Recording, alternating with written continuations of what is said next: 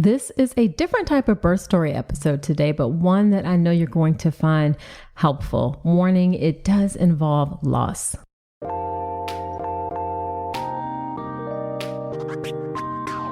Welcome to the All About Pregnancy and Birth podcast. I'm Dr. Nicole Calloway Rankins, a board-certified OBGYN who's been in practice for nearly 15 years. I've had the privilege of helping over 1,000 babies into this world, and I'm here to help you be calm, confident, and empowered to have a beautiful pregnancy and birth. Quick note, this podcast is for educational purposes only and is not a substitute for medical advice. Check out the full disclaimer at drnicolerankins.com/disclaimer. Now let's get to it. Hey there, before we dive into the episode, the Birth with Power Pathway launches in May. And if you're getting ready for your hospital birth, you don't want to miss it. It's the updated version of my online birth course designed to get you calm, confident, and empowered. Hop on my email list now at drnicolerankins.com/email to be the first to know when it's live. Hello. Welcome to another episode of the podcast. This is episode number 116. I am so glad that you have decided to spend a bit of your time with me today. It is a birth story episode today, and it's a bit of a different one. Today we have Eileen Robertson Hamra on the podcast. After having 3 children with her first husband, Brian, Eileen had a tubal ligation because she was certain that she did not want any more children. However, unfortunately, Brian was tragically killed in a plane crash when their children were 4, 7, and 8, and Eileen was 41. She was lucky enough to fall in love and marry another man, Mike, 5 years after Brian's death. Mike didn't have any children, so Eileen opened herself up to the possibility of another child. She underwent IVF at the age of 45, got pregnant using her own eggs, and gave birth to a healthy 11-pound, 5-ounce baby at age 46. You are going to hear all the details of that amazing journey today. Eileen and I chat about what it's like to suddenly be a widow with 3 young children, how she reimagined what was possible for a family, even though it was different than what she originally planned, what pregnancy at age 45 was like for her, what it's been like to be an older mom, and much, much more, including a book she wrote about her experience called Time to Fly. Eileen has some really incredible insight and just great life advice, and I know that you are definitely going to enjoy this episode. Now, before we get into the episode, let me do a listener shout out. This is from R. Pat, and the title of the review says, "Love the info," and I did shorten it just a bit. I had a rough time trying to find a podcast about pregnancy and birth. I'm planning to start trying this year and just wanted to learn more about pregnancy and birth before it becomes a reality for me. And this was exactly what I was looking for. Most podcasts I came across were women talking about their pregnancy stories, but I was looking for one by a licensed physician who can give me a heads up on what to ask my provider when it's time. I don't want to walk away disappointed in my experience when I leave the doctor's office. I want to be prepared and what to expect. I love how informative and supportive this podcast is and how much I've already learned in just a few episodes. Thank you for doing this. Well, you are so welcome, RPAT. I am so glad that you are finding the information helpful, and I love how you are getting prepared for your pregnancy even before you get pregnant. Now, I have something coming up that I know you will also love, that I know you'll all love. I am doing a live workshop at the beginning of June on how to make the best of your prenatal care experience. In this live workshop, you'll learn exactly how prenatal care is structured, how it's supposed to be structured, what to expect each trimester, all the tests that happen, including a nice downloadable guide, questions to ask. There will be tons and tons of great info in this workshop. And I'm super excited to do it live because we'll have the opportunity to interact. You'll be able to ask me questions beyond what we can do here on the podcast. So follow me on Instagram at Dr. Nicole Rankins, or join my email list at drnicolerankins.com/email. So you can be the first to know about the details of the workshop. There will be a limited number of spaces in the live class, so you want to hop on it if you really want to do it. So again, follow me on Instagram at Dr. Nicole Rankins or join my email list, drnicolerankins.com/email.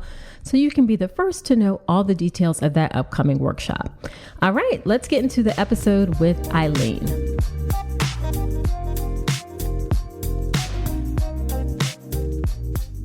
Thank you so much, Eileen, for agreeing to come onto the podcast. This is going to be a bit of a different birth story episode for sure, but one that I think is going to be very, very useful. So I appreciate you coming on. Oh, thank you for having me. So why don't you start off by telling us a bit about yourself, your work, if you'd like, and your family? Yeah. So I'm an author now. I've written my first book, Time to Fly, Life and Love After Loss. I do a lot of philanthropic work in Chicago around health and well-being, and also have a small company that does meditation, yoga, and other corporate wellness programs. Oh, nice. Yeah. Yeah. And what about your family? So I have 4 children. I am remarried, and this goes into a little bit my story. My first husband, unfortunately, was killed in a plane crash in 2011. We had 3 children in that marriage, and happily married. And then, my life took a turn, and I was lucky though, and I found another amazing man and was remarried in 2016. And now we together have our 4th child, Zach, who is 3.5 now. All right. And we're going to get into the evolution of all of that. So let's start with the death of your first husband, Brian. I know that was obviously completely unexpected and unimaginable, the grief, all of those things. So what was that like to suddenly and unexpectedly be a single mom of 3 young children? Yeah, it was, like you said, completely shocking. Not what I expected, not what I wanted. It was 3 days before Christmas. Oh my God. Yeah, it was really awful.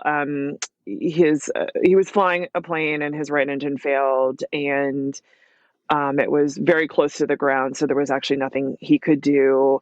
And yeah, so my life, I was 41 at the time, and my life, I just planned on being Mrs. Brian Robertson, and I was happy, mom. I was taking care of the kids, and yeah, my life turned around, and it took a lot of healing, and I share a lot about that in the book. Sure. About what it was like and the transformation of really my identity, because I could no longer be his wife in the same way that I had been being it. And again, and it also actually really caused an evolution in my motherhood as well, because like you just said, I became a single mother overnight, and being a single parent is not easy. Mm-hmm. It's not impossible. And I have lots of wonderful friends that do it, but I have a lot of respect.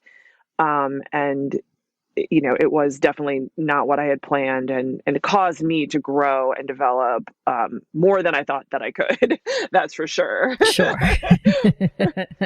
And we're going to, of course, link to your book in the show notes, and you can tell us about where folks can find it at the end, because it's a very inspiring story for sure.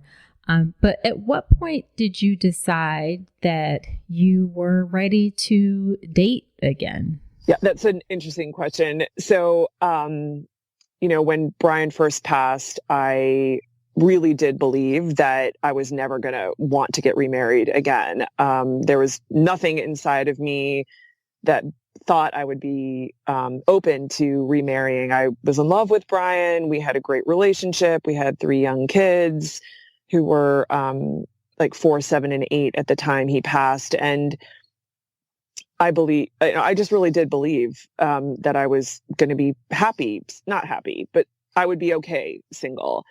And about the year mark, well, I guess probably, I don't know, so he died in December. I would say in the summertime, the late summer, was probably the first time I ever thought, you know what, this is really hard being a single mom. I don't know if I can do this forever. And I'm 41, and that's a really long time to not have a partner. And honestly, not to have an intimate partner. And so I was thinking, that's when it probably the first thoughts. And then, of course, I felt awful that I would even have those thoughts and blah, blah, blah. And then, and also the reality of not being married had sunk in more. And it was around the New Year. So that would have been our 12th wedding anniversary. And I had started contemplating the idea of taking off my wedding bands and what that might look like. And it was a really painful thought initially, but then my girlfriend gave me this great idea of creating a past, present, future ring and putting the diamond, and stones on my right hand. And I was like, that feels, and I actually still wear it. That felt like, okay, I can still have a relationship with him, even though it's not an earthly marriage. But then it was the idea of really opening myself up to, maybe there is someone else out there, which I actually initially also did not believe I could get lucky twice. Right. So, there was a lot of things, and also how the kids would respond. I mean, it was, as anyone who's moving into either from a divorce or a death, like moving into that second committed relationship, it's very, it's way more complicated, I would say, than the first time. Absolutely. So, it took something, but I was lucky to find someone. Yeah. Gotcha. Yeah. Let's talk about something most pregnant women aren't getting enough of, omega-3 DHA. The recommendation is over 200 milligrams a day, but less than 5% of pregnant women in the U.S. meet that. That's one of the reasons I love Ritual's Essential Prenatal. It has 350 milligrams of vegan DHA, plus other key nutrients like methylated folate and choline to support baby's neural tube development. As an OBGYN, I appreciate that Ritual goes beyond the basics. The formula is science-backed, third-party tested for heavy metals and microbes, and every ingredient is traceable. And the delayed release design, it's gentle on the stomach, something that really matters, especially if there's trouble with nausea during pregnancy. You deserve to know exactly what you're putting into your body, especially when it comes to prenatal multivitamins. And with Ritual's dedication to traceable science and sourcing, you always will. See for yourself with 25% off your first month at ritual.com/Dr. Nicole. Start Ritual or add Essential Prenatal to your subscription today.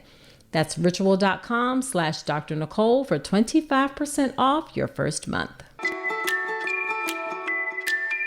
So you met your second husband, Mike, and you all got married, you said in 2016, Correct. So 5 years after Brian died, and he did not have children. Now, yes. Before you got married, did you talk about whether or not you would have children together? Absolutely. And that was actually one of, I would say, probably the issue that was going to determine whether we really could, have this relationship. And I, on my third pregnancy, I actually was clear that I never wanted to have any more children, and I tied my tubes. So I was like very sure that I was, 37 at the time. Right. I was happy. I was like, I felt blessed that I had 3 healthy children. Sure. And I'm good. I'm done. Right. And then right. I meet Mike. And what are the chances that, you meet someone that doesn't have children? And I fell in love, and we had a lot of really heart-to-heart conversations about, was I willing? And, he was open to, obviously, to adopting, Brian and I's 3 children, and he has done that, and that was all great, but he really did want the idea of a biological child. Mm-hmm. And I thought to myself, if the tables were turned and the scenario is the opposite, I would want that opportunity. So I really did have to dig deep and look in and see, was I willing to do what it was going to take and be willing to fail?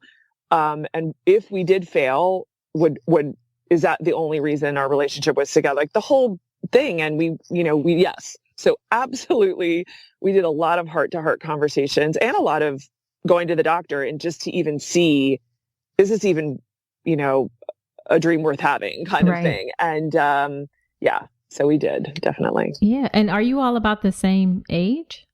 We are. He's a couple years older than me. He was, born in 68 and I'm born in 70. Okay. So, okay. Yeah. And had he been married before? I'm just curious. I know. Typical. No. Yeah. And, it's so funny because then, you have the opposite end. It's like, okay, well, why was he never married? You know what I mean? So he was never married. He had been in committed relationships, but he never had taken that leap and, made the commitment. So, and it's interesting because, I was not what he thought he would find and fall in love with and marry. Like he was like, I'm going to marry a widow with 3 kids. This is not how I thought it was going to work out, Right. And he was attractive and successful and, he just thought he would be able to meet someone. And I say, he was just waiting for me, waiting for us to meet. But, yeah. Wow. And there was a very strong connection, as most people feel. Like it was like I knew right away. Gotcha. It took him a hot minute to figure it out. but I met him and I talk a little bit about this in the book. Oh, actually a lot about this, but like I knew he was it. Right. Yeah. So once you all got married and you were like, okay, we're going to try and have a baby together. How soon did you try to start having a baby, and did you go straight to IVF? Yes. So we actually started trying even before we got married because, we're like, time is of the essence. So as soon as we made the commitment, we got engaged, I was like, okay, full force, we're going to do this. And in my mind, I had like boundaries. I'm a little bit type A. So I'm like, okay, this is what I'm going to do. We're going to go for it. In my mind, I was like, if we need to be willing, or I need to be willing to try more than once because, at my age at this point, I was 45 when we even started trying. So I was like, I need to be willing to go more than once. So in my mind, I was like, I will be willing to try 3 rounds with my own eggs. And that's actually another story. Like originally I was like, let's just go straight to donor eggs. Right. And, that was a conversation we needed to have. And, I'm one, maybe my type A or my like get it done attitude was like, okay, that's all the doctors say, that's your surest, at my age, your surest, and fastest way to get pregnant. Right. But, then I had to look and we had to look and I was like, it was possible. It was not probable, but it was possible for us to conceive. And I had to look and I said, okay, what will I regret more? Never trying and failing or never trying. And I was like, I gotta try. Cause if we could dream, if I had a magic wand, I wanted our biological child. Sure. All the thoughts like, oh, it's not possible. It's not probable. But no doctor told us it wasn't possible. Like I still had my numbers, my FSH was decent, my AM, whatever those numbers all are, but like all the numbers were not great, but they were good. Right. Good enough to be at least a little bit logical to try. So we did 3 rounds of IVF, retrieving my own eggs. I was able to retrieve a lot of eggs. Not a lot, but like relative, like, good 9 to 12 each round. I was like super proud of my ovaries and sure. I was on like my 45-year-old ovaries are smashing it. Yes, okay? They are like killing it. And, I of course was on the highest doses of everything. Right. And it was not easy. It was exhausting and all of, emotionally exhausting, the roller coaster of it all too. Right. Yeah. Like I'm sure your listeners know it's like every phone call.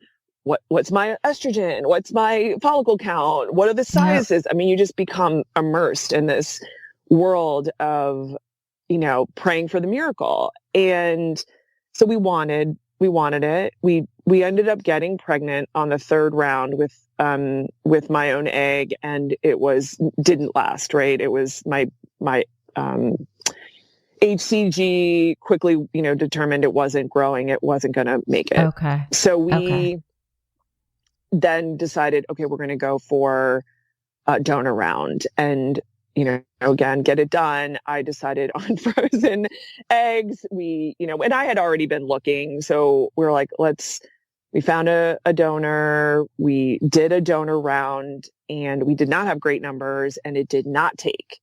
And we were all kind of scratching our heads like, we kind of thought that was the sure thing, right? Right. In background, I didn't have trouble getting pregnant with my other three. I did have a couple of miscarriages, but, my fertility was pretty good, at least in my 30s, right? Sure. So let me just say, so you had retrieved all of these eggs, you tried with your own egg and still had some frozen embryos available, but instead decided to try the donor route. Yeah. Well, no, I never had any frozen. We always, for those first 3 rounds, we put everything in. Got it. Okay. Because statistically, Sure. Right? Yeah. Statistically, it was safe, right? I was not really at risk of having multiples, and it would be a blessing if even one took. Gotcha. So after all of those, and we never did freeze anything and we never did any genetic testing either. Cause I was like, well, if we get lucky and we get pregnant, like, if there's something genetically wrong, most likely it will miscarry. So, and we would just cross that bridge. And so anyway, we had tried this.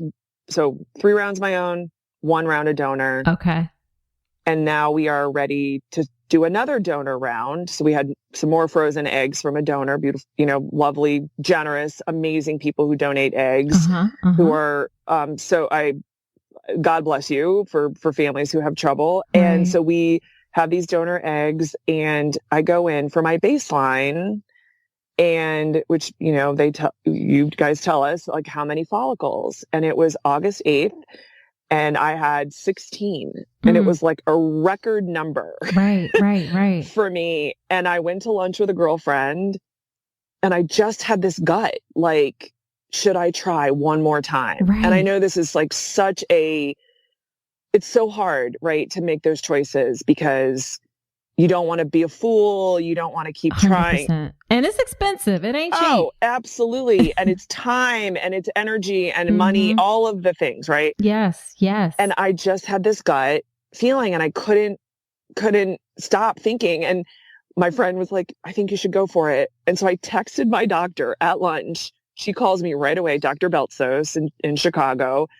And she said, I think it's reasonable. Let's give it one more time. Okay. And at that point, she had already recommended that I not do it. So she must have had some gut feeling. Sure. So I go through, I did not have great numbers. It was fine. I was produced, because I had been suppressed, right, in getting ready for a donor round. So, all the emotions are there. I end up having my retrieval on my birthday, my 46th birthday. And we got 5, I think, out of the 16, or maybe 7. I don't remember at this point. We had 3 embryos growing.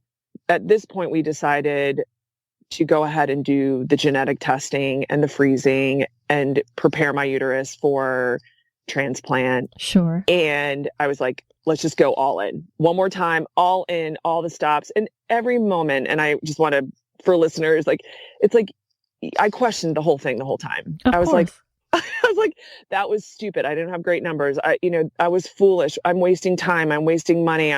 This was not a good idea. Right. And I was like, but you're already in, just keep going. Right. So when they told us we had one embryo that made it to day 6, it was a 6AB. Every all those messages are like miracles, right? You're like, oh my God. And I was like, go for it. Even though it's expensive, go ahead and do the genetic testing, go ahead and freeze it. A couple weeks later, I get the phone call from my doctor and she's like, Eileen, you have a genetically normal embryo. And I was like, oh my God, I couldn't believe it. And then all people in this process then were like, oh my God, now I've got to get this baby to stick. Right. It's like, it's still frozen. It was like the elation of knowing I had one like within about 30 seconds turned into the sheer panic of I have one. Right. So just one of the three was normal? Only one could be genetically tested. They were like the by 3, by day 5, we still had 2. By day 6, we had 1. Oh my God. Okay. Oh yeah. So it was the full, and so then, we actually did the mitochondrial testing as well. Mm-hmm. And that came also back normal. So we were so hopeful. And so, I joke about this, but like my sister and I, who was with me through every cycle, obviously. And I was like, we're going to get this baby to stick. Or we like joked about chewing gum, or like chew gum, like whatever we can do to get this baby to stick. Let's go get this baby to stick. Are you chewing? We'd call each other, are you chewing gum? Anyway, so just to try to bring some levity to the situation. Sure. And then also, honestly, and I think, one of the things I wanted to say, I honestly also felt a big trust in the process. I was like, just keep going. If it's meant to work out, it's going to work out. Right. And I honestly do not have any control. I can do what I can do. Sure. And then there's more at play. And if losing Brian didn't teach me that one, I was like, we did everything we knew to do, and he still died, right? Mm-hmm. It was like, and completely out of our control, mm-hmm. and I'm okay. Mm-hmm. So it's like, I'm going to give it all I can do and go for this baby. Mm-hmm. This is what we really, really want. And it's not all up to me. So a lot, giving it up to God or giving it up to just universe or whatever you want to call it. Mm-hmm. But we were just, okay. So anyway, yeah. And then we were lucky. We were able to get pregnant. It was, he was 11 pounds, 5 ounces. Oh my goodness. Yeah, when he was born. And wow. Yeah, he is a miracle child. Yeah. Wow. I mean, okay, we just have to recap this. So you're 45 years old, almost. I'm 46. No, I had him when I was 46. Yeah. You had gone through 3 cycles already with your own eggs, a donor cycle, then again with your own eggs, and then just got down to this one chance. Yes. And it worked out. Yeah. That is such an emotional, I mean, you talked about it, and I'm sure you talk about it more in the book, but just like the ups and downs is just a lot. It is a lot. So I would tell you something that's actually really also miraculous about this. So Brian, if you're into astrology, if you're not in, but like he died on the winter solstice, which is the darkest, shortest day of the year. Mm. And Zach Hamra was born on the summer solstice. Oh, wow. Yeah. I was like, wow. It's so cliche. You can't even make that up. Right. I was right. like, we weren't planning. You don't plan that. Sure. Except for that he was, my last doctor's appointment before the planned C-section. The woman took the ultrasound, and she was like, do you have gestational diabetes? And I was like, no, but if I need to get this baby out, I'm good. Whatever. I go, I'll stop eating right now. Whenever you have an opening. Yeah. Like they're like, this baby is measuring like over 11 pounds. Big. I was like, yeah, we need to go. I'm ready. Get him out. Right. So it was summer solstice. Oh my goodness. Yeah. So what was your pregnancy like? Did you have any complications or issues or anything during your pregnancy? Okay. So the biggest difference I would say is 2 things. One, I definitely experienced much more, emotional depression in the first bit. And I think that partly is due to the progesterone and hormones that you need to take when you're supporting a pregnancy through IVF. Mm-hmm. And so, and I had not, I'm not a happy pregnant person anyway. Actually, it was one of the things I warned Mike about. I was like, I'm just warning you now. I am not happy. A lot of women are amazing. They feel wonderful. They want to have sex all the time. I'm like, right. That's not me. That's not me. Right. So it was, I would say, probably the worst of that. Like I was not happy. I'm crabby. I'm tired. And I was really uncomfortable. And then I also had pretty severe anemia. Probably because he was just getting so big, and maybe I don't even know why, but so I had, what do you call that when your legs are twitch all the time, or like restless leg. Oh, restless leg. Oh, Okay. that was awful. Oh, It was awful. Like I would just walk. I would get up every night and just like walk to try to just tire myself out and like move my legs to see if it could help.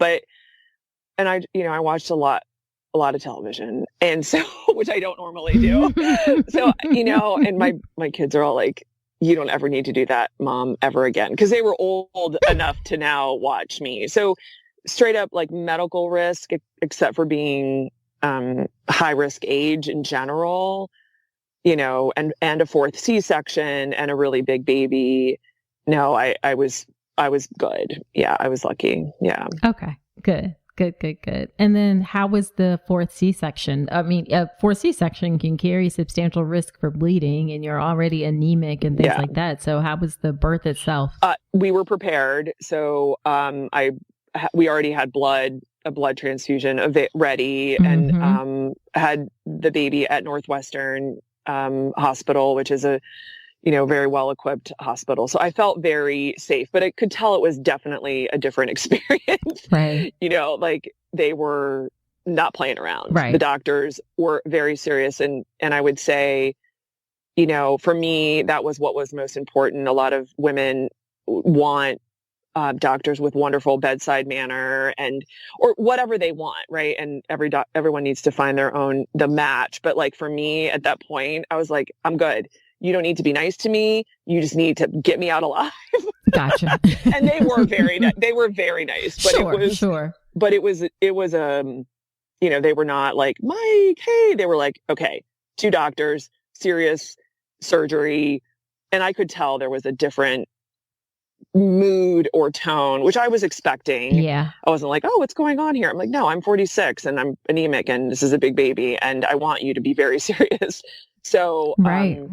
And it was, it was uneventful, except for that I did end up with needing some, I forget how much blood, but they did give me someone else's extra blood to help me recover more quickly. So, yeah. Okay. Was it a particularly long C-section or did it go fairly routine? I mean, The funniest part about it was like when the baby came out, they were like, oh my God. This is a giant child. Yeah. They were like, we need another chart. They were like, this has got to be it was for many of the people in the room, the biggest baby they had ever seen. Okay. So yeah, 11 pounds, 5 ounces is no joke. Yeah. And how big were your other 3? Not 5'13". No, not close. half. Not that. You could add my first 2, 5'13" and 6'9" together. And, it's, I think, who knows, age, different genes from the father. Right. Different. Right. He was strong. He came out, ready to go. So sure. And healthy. Yeah. He did end up in the NICU. Big babies often do. Little ones do, and big ones do too, because they do have trouble regulating blood sugar. And so he did spend the majority of the time in the hospital in the NICU, which is very stressful. At the time, it was very stressful. Like now I look back and I'm like, it's all you want is your baby to be healthy. So like, that's the right place, but it was, so I would say if anything, that was the only other, difficulty. Yeah. But again, I think I kind of was prepared. I was like, he probably will end up there because he will need a lot to eat. And, anyway, so, and he was good. Yeah. He was good. So how long did he stay in the NICU? One day more than normal. So I think he was, we got one extra night in the hospital for like 3 or 4 nights. Like normally you spend 3 nights. Yeah, it was not long. He was able to regulate pretty quickly. Yeah. Good. And go home with us. Yeah. Yeah. Perfect. So then what was the postpartum period like for you? So given it was my 4th C-section, I had learned the lessons of you do not plan anything. Do not try to do anything. You really need to physically recover. Right. And for people that are like me and, like to go and don't like to be down, it's not natural necessarily. But I was like, I learned, like, if you push it, it's not going to go well. Gotcha. So it will not be worth it. So, and he actually was the best nurser that I had. Like, so he nursed better than the other babies, maybe because he was stronger and bigger, and I'm not sure exactly, but so that was better. But I did have to supplement because he was so big. And Gotcha. yeah, I mean, I healed normally. I had a lot of swelling, but that passed eventually. And, yeah, I was really, it's funny. I was really nervous, because I remember one of my last doctor's appointments. I was like, if I feel this bad now when I'm pregnant, what is it going to be like after? And my doctor said, she's like, you're probably going to feel better. And I was like, I hope so. And I did. It was like, I was so tired of being pregnant that not carrying around and creating another human and just nursing him was actually physically better for me. Gotcha. So how did you adjust to, well, a couple of things. How did you adjust to having a new kind of blended family? Were there any issues with that? And that your children, your first 3 children have a different father than the baby? Yeah. So one miracle was Melanie, who's my oldest, right? And probably initially the most resistant to me getting remarried. Mm-hmm. She, by the time we got married and we had, dated for a while, like, she loved him and she loved Mike, and she was very happy that he was going to be her father figure. But she initially was like, no, I don't need that. And she came to the hospital and she was holding him for the first time. And she looked at me and she's like, oh my God, Mom, I had no idea I would love him this much. And, I think we were all kind of taken aback by that. And one of the things that I had imagined, which did not come true, was that, that there wouldn't be like sibling rivalry, right? Because there's a 9-year age difference between Zach and Max, who's the next oldest. And I just thought they're going to be mature and they won't tease him. And, and I was like, okay, that pretty quickly. I mean, it didn't happen for 6 months, but it was like pretty quickly when Zach was kind of, able to take it. And it's hilarious. There's a lot of that sibling silliness and it is joyful, but it's like, I can't believe you're picking on your 3-year-old, but he'll do it the same. He'll pick on them, like it's interesting. It is sweet. I do think, for Max, because he was only 4 when Brian died, and he was very gung-ho to find a new dad. Okay. And I think, when he was little, his idea of a dad, and I need a dad, and you found a dad, awesome, Mike's my dad. And he called him dad. And the girls never called him dad. They always called him Mike. And Max wanted to call him dad. And as soon as Zach was born, Max really was able to see what he lost for the first time. He never, he's a child and he never could quite put the whole picture together. And now, he's like, oh my God, that's a real dad and a real son. Who am I to Mike? And who is Brian now? Or who is my dad? And so he definitely, went through a period of time, good 2 years where he struggled, with reconciling all of that. And part of it was all of us, growing through that. So, even though it was beautiful, it did, it was not painful too. Sure. And then how have you been able to honor Brian's memory in the setting of your new family? Yeah. So, Brian was a big solar energy, renewable energy advocate. He was the CEO of a solar energy company when he died. So we had done a lot of, and he was also an entrepreneur. So we've done lots of things in his honor, to putting solar panels on schools and, sponsoring entrepreneurial, pitch contests and things like that.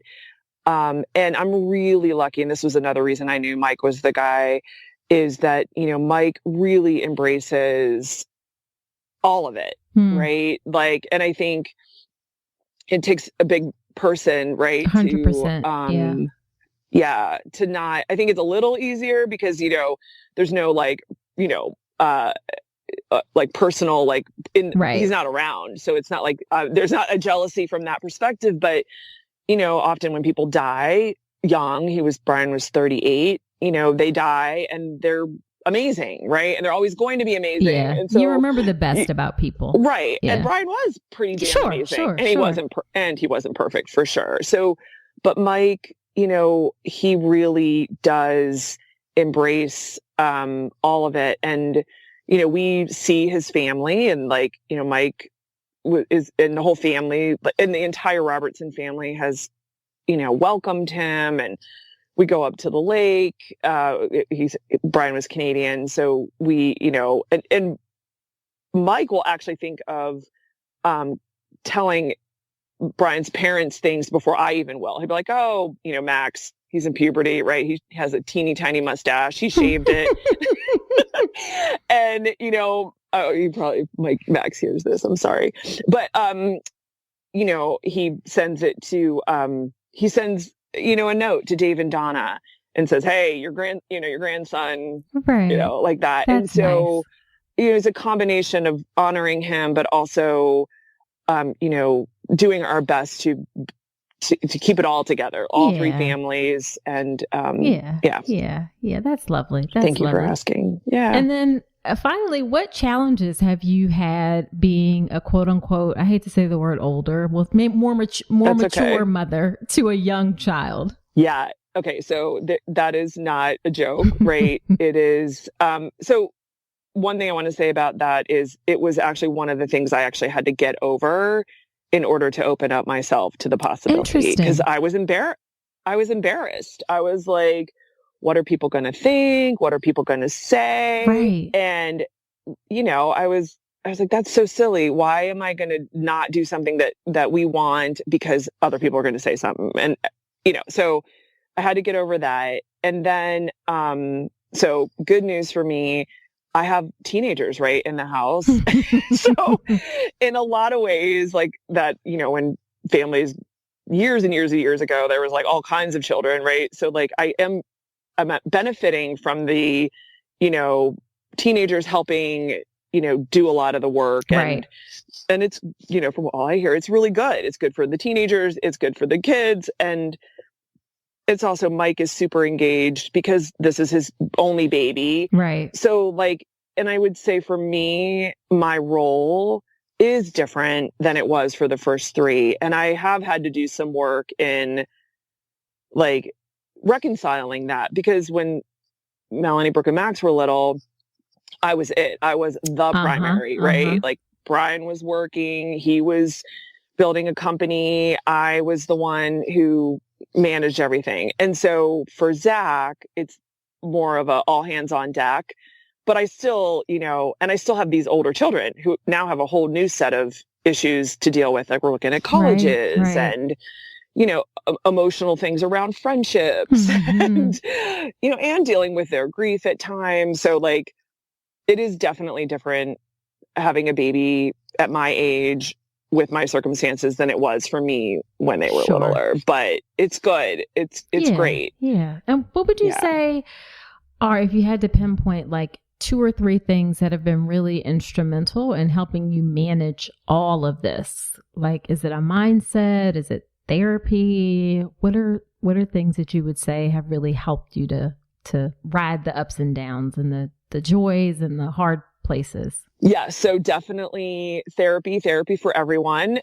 Therapy. I mean, if you don't, and it's interesting because like, and I, sometimes it's not even necessarily therapy. It's like coaching, right? Being really interested in self-development. And my mindset for a long time, and probably, I don't know exactly when I put this in, but it was like, my life is not happening to me, it's happening for me. And so even in hard times, in difficult times, and I've learned to, as I age, appreciate them more. These moments where I was like, I don't want this. This is painful. It's very painful to see your children in pain, Yeah. right? Yeah. Wanting, you know, it's very hard to see that. It's very hard to lose a husband. It's very hard. It's hard to have a, you know, a difficult patch in a relationship with another family member, right? Like these are not like things we want, but when we lean into them and we look to see where we can grow out of it, and all the time for me, it's like more compassion, more forgiveness for myself or for the other person. You know, what is the perspectives? Like, what are my beliefs around this? What are their beliefs around this? Or like, what do I believe about this situation that may or may not be true? And just leaning into, and then finding support and finding people and that can help navigate that stuff when you're stuck. Yeah. Whenever you're stuck, I mean, that's like for me, like a practice. It's like when I'm stuck, I reach out. I have to, because I will drive me and everyone nuts. Yep. So, and I don't always do it like immediately. Sometimes I choose to stay stuck for a few weeks or even a few months. But don't we all? Yeah, Eileen? Oh my God. and the quicker you can build the muscle to like, I'm stuck. I'm just stuck. Yeah. Where are the resources? Who's in my space? Like, you know, what book can I read? Yep. What person can I reach out to? What podcast can I listen to? You know, that is going to help me get through whatever this is that I'm struggling with. Because it is truly through the struggle that the growth happens.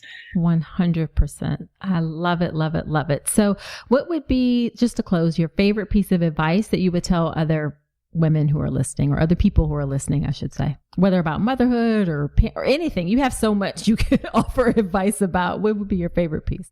I think especially because when I think about my my journey with pregnancy, it was don't give up on what you want, right? Like, now listen to reason, listen to doctors, listen to but if I had not really tuned into what I really wanted and just decided to be like, oh, well, I'm just going to do the fast route, or I'm going to do this or whatever, like I would never have Zach, put it that way.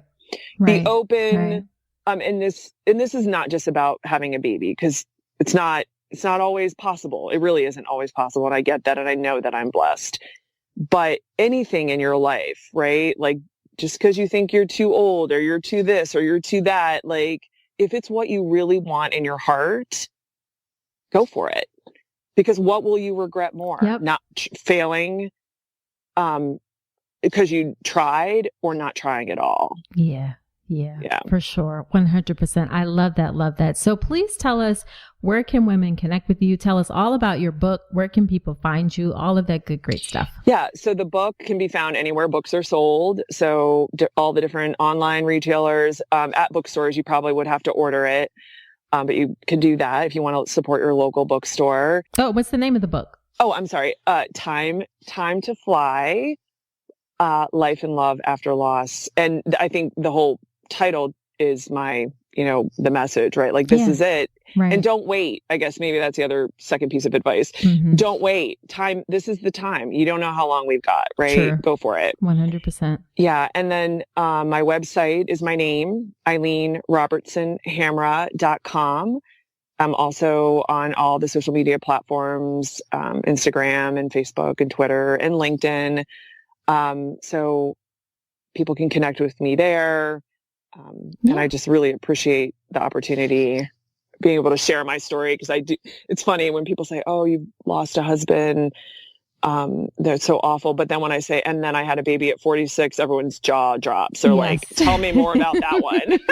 So I really am grateful that I got to share this piece of the story with you and with your listeners. So. Yeah, and I'm grateful that you reached out. I know 100% there are going to be people listening who this will really resonate with them. So I appreciate your time, and I appreciate your patience. Y'all, we had some terrible technical issues on my side, and Eileen was so gracious in dealing with this, but we have recorded and it will now be out into the universe. Good. So I appreciate that. Thank you. All right. Well, thanks so much, Eileen. Thank you.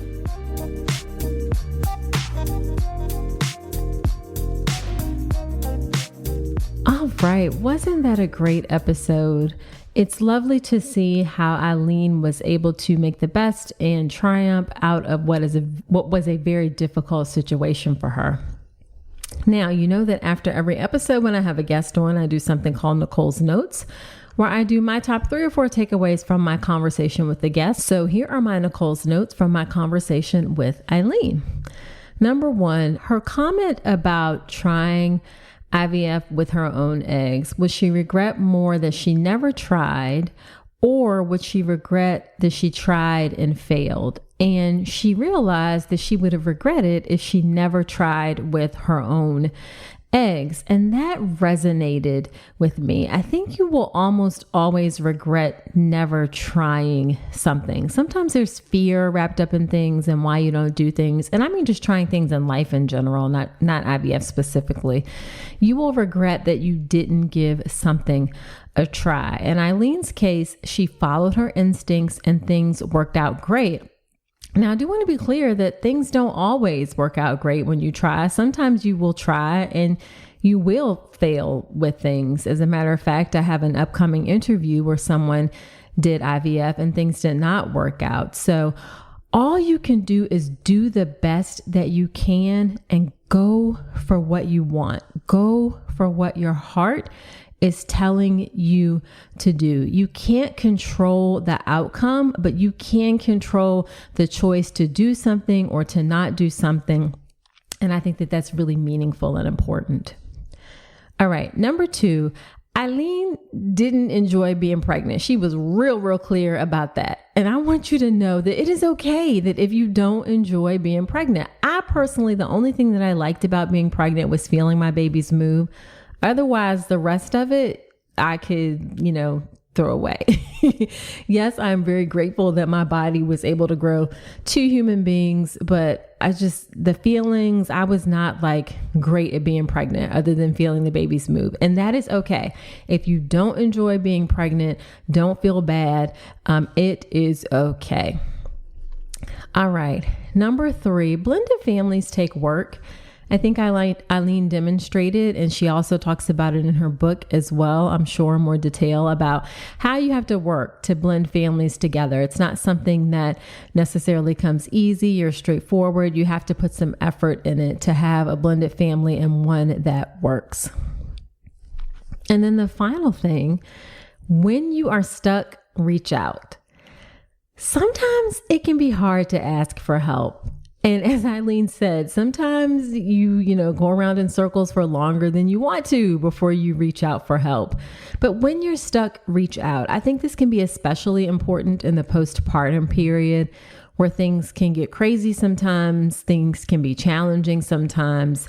And, there's some expectations from our society that you should just be able to handle it, or you should just be able to deal with it, or even during pregnancy that things are normal, things are natural, that you don't have the right to think that things are going to be difficult or challenging. And sometimes they are, especially after you have a new baby. So when you are stuck, please reach out. And sometimes you have to reach out to more than one place. It may not be the first place you reach out to. You may have to find another place before you get the help that you need to get you back on track. But when you are stuck, please reach out. Okay, so there you have it. Be sure to subscribe to the podcast in Apple Podcasts, wherever you're listening to me right now. And I'd love it if you leave a review in Apple Podcasts. It helps the show to grow, helps other folks to find the show. And I do shout outs from those reviews from time to time as well. Be sure to follow me on Instagram at Dr. Nicole Rankins, or join my email list at drnicolerankins.com/email. So you can be the first to know about my upcoming workshop on how to make the best of your prenatal care. Of course, there are other great reasons to follow me and be on my email list as well. I provide lots of great information on social media and in a weekly email newsletter. So I would love to see you in both places. So that is it for this episode. Come on back next week. And until then, I wish you a beautiful pregnancy and birth. Thanks so much for listening to this episode of the All About Pregnancy and Birth podcast. Head to my website, drnicolerankins.com, to get even more great information, including free downloadable resources on how to manage pain and labor and warning signs to look out for after birth. You'll also find information on my free online class on how to make a birth plan that works, as well as everything you need to know about my signature online childbirth education class, the Birth Preparation Course. Again, that's drnicolerankins.com, and I will see you next week.